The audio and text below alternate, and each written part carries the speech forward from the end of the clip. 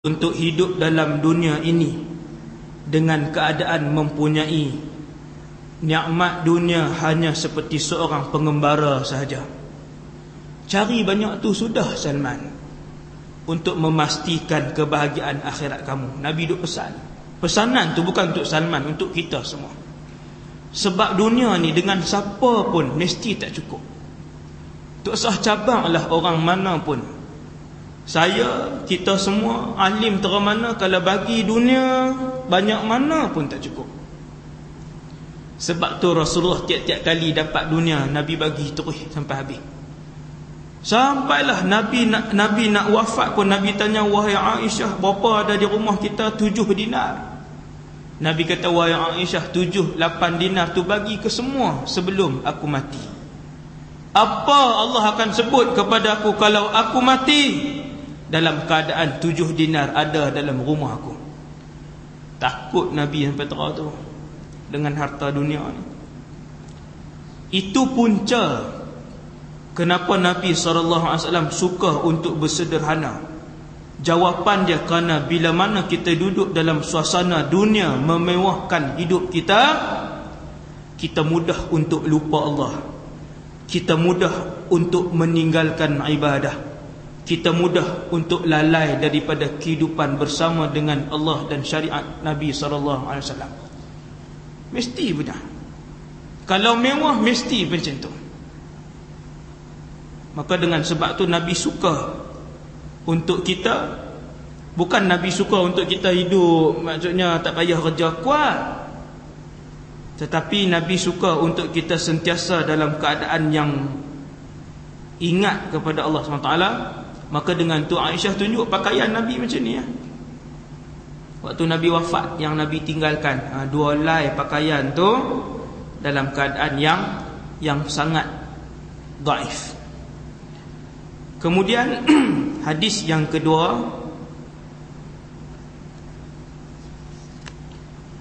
kata Ash'ath bin Sulaim berkata, beliau mendengar makciknya bercerita mengenai pakciknya Ubaid ibn Khalid. Kata Ubaid, baina ana amshi bil Madinah idza insanun khalfi yaqul irfa' izarak fa innahu atqa wa abqa, fa idza huwa Rasulullah sallallahu alaihi wasallam, fa qultu ya Rasulullah innama hiya burdatun malha, qala amma laka fiyya uswah, fa nadhartu fa idza izaruhu ila nisfi saqai. Semasa aku berjalan di Madinah, siapa dia aku dalam ayat ni? Ubaid bin Khalid. Siapa Ubaid? Sahabat Nabi, tapi tak terkenal lah. Ni barulah sahabat min siraris sahabah, sahabat yang kebanyakan, sahabat-sahabat yang biasa. Ubaid bin Khalid. Semasa aku berjalan di Madinah, tiba-tiba seseorang menegurku dari belakang, angkatlah kain sarungmu supaya ia tidak kotor dan tidak cepat rosak. Rupa-rupanya yang menegurku adalah Rasulullah. Lalu aku berkata kepada beliau, ya Rasulullah, yang aku pakai ni hanyalah sehelai kain yang bergaris hitam putih. Rasulullah berkata lagi, tidakkah kamu mahu mencontohiku? Lantas aku melihat hujung kain Rasulullah ataupun bahagian bawah kain sarung Rasulullah, kain pelikat Nabi, berada di tengah-tengah betis beliau. Banyak benda dalam hadis ni. Satu,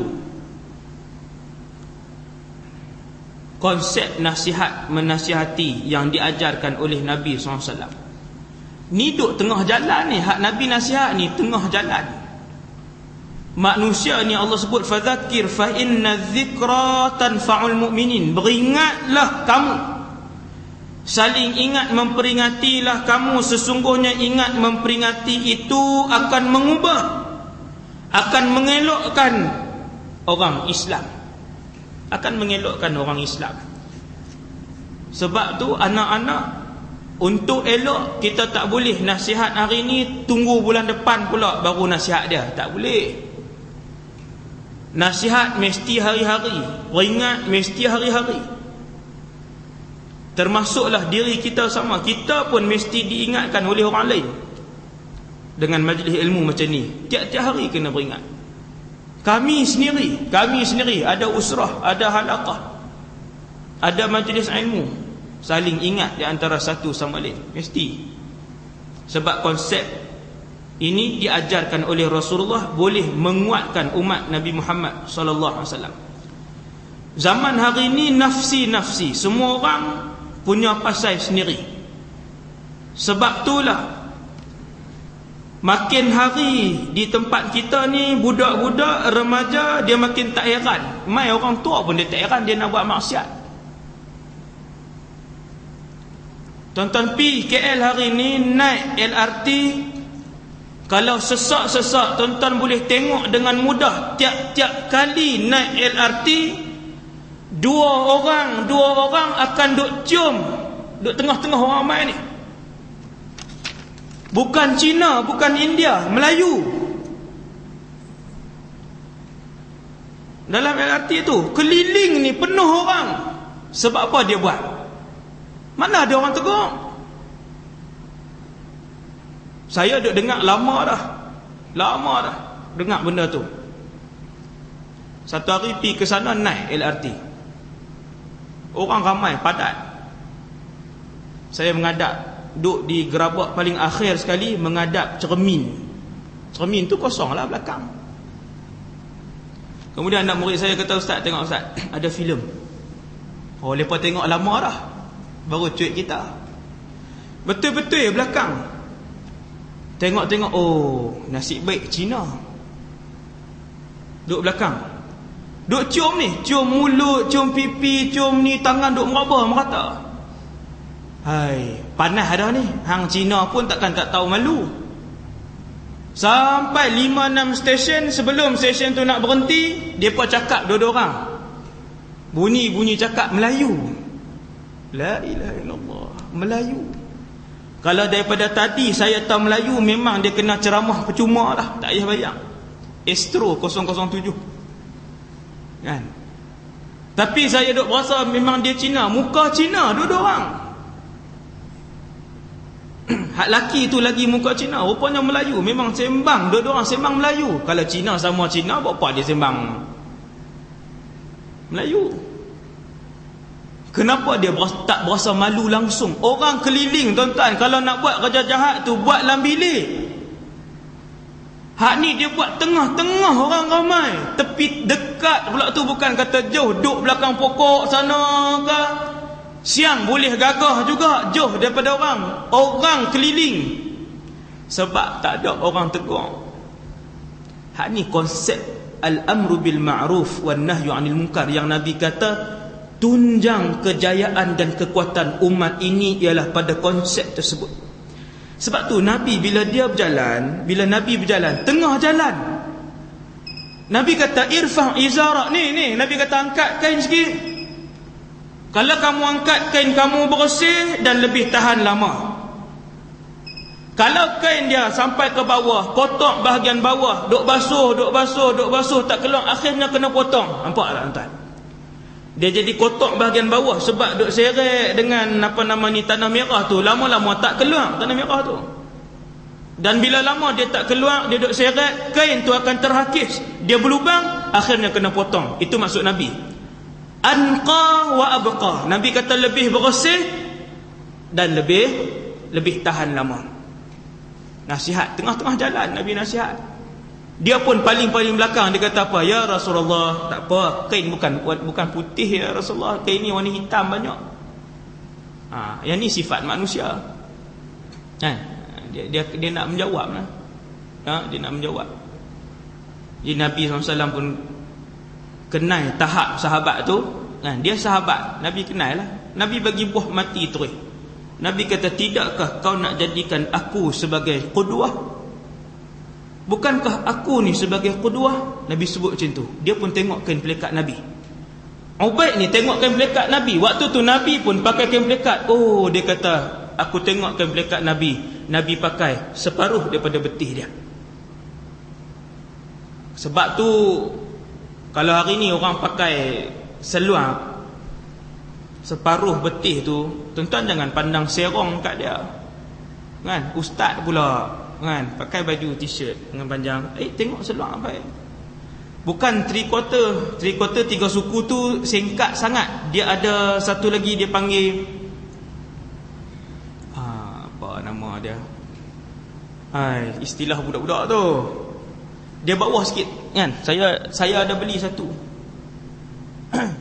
Kalau 3/4 dia takat ni, dia biar ni. Takat ni lah. Ni lutut dia tutup sikit lah. Tu 3 suku.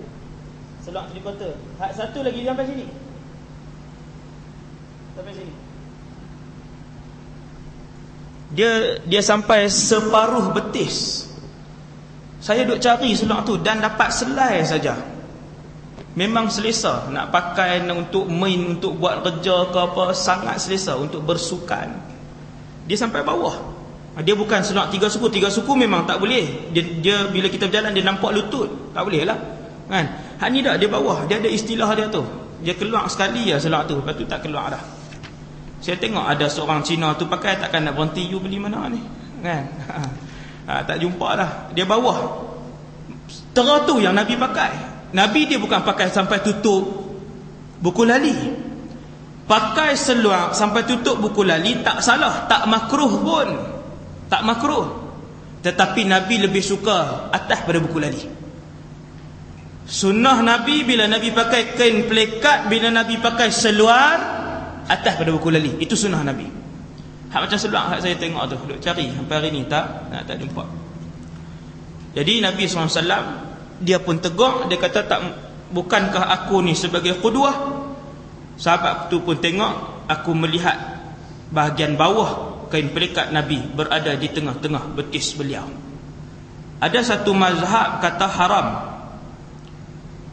seluar ataupun kain pelikat yang bawah pada buku lali, dia kata haram. Mazhab ni bukan mazhab 4, bukan mazhab Syafi'i, bukan mazhab Hanafi, bukan mazhab Hambali, Maliki, tak.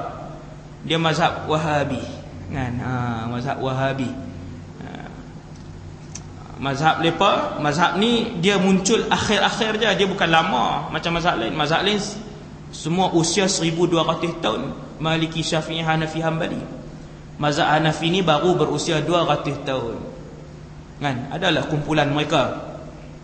Kita tak salahkan apa-apa, cumanya mereka ada cara mereka sendiri untuk memahami hadis. Mazhab mereka pakai seluar ataupun kain pelikat bawah pada buku lali haram. Ada hadis. Tetapi dijawab oleh ulama 4 mazhab. Hadis tu dah dijawab lama dah. Huraian hadis itu ialah sekiranya disertai dengan perasaan bongkak. Sekiranya disertai dengan perasaan bongkak, takabur, pakaian orang-orang yang kaya, dia meleret panjang kan. Sebab tu Nabi sebut dengan hadis tersebut. Jadi Nabi SAW menegur para sahabat walaupun di tengah-tengah jalan. Kena banyak tegur.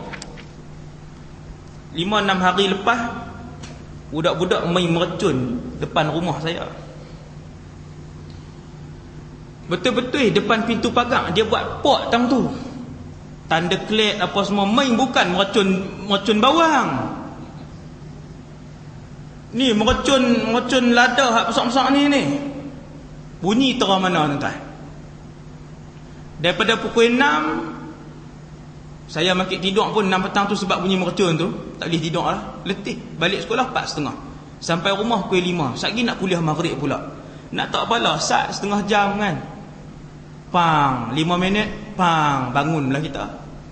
Setiap kali pang tu darah menyerap lah. Sebab pang dia tu kuat. Kan, waktu semayang pun tak boleh sampai berhenti, baca Quran sampai tu berhenti. Depan rumah dan mercun tu kuat. Kata tak ada orang tegur kah? Sampai pukul 7